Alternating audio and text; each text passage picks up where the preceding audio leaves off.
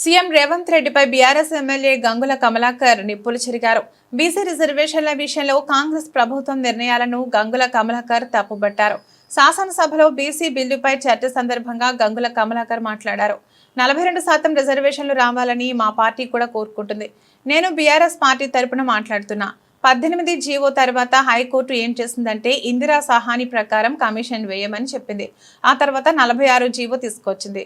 సూచనను విమర్శగా భావించకండి, మా సూచనను పరిగణలోకి తీసుకోండి.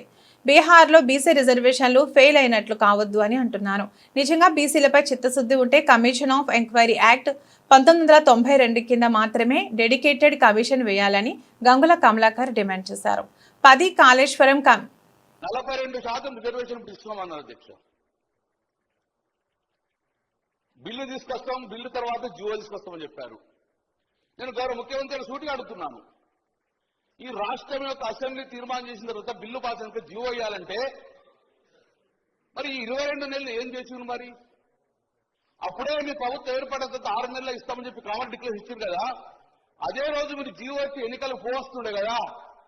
మరి ఎందుకు జీవో వేయకుండా సుమారు 6 కమిటీలు వేసిన అధ్యక్ష?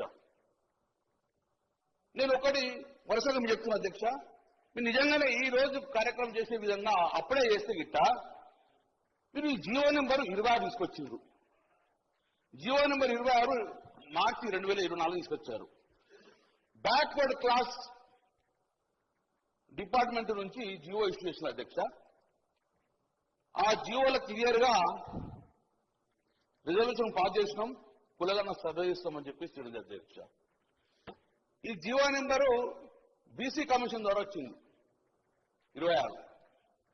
దాని తర్వాత బీసీ కమిషన్ మాయమైంది, లేదు బీసీ కమిషన్. జీవో నెంబర్ 18 తీసుకొచ్చిండ్రు, ప్లానింగ్ డిపార్ట్మెంట్ ద్వారా బీసీ ప్లానింగ్ డిపార్ట్మెంట్ ద్వారా సర్వే చేస్తామని చెప్పింది.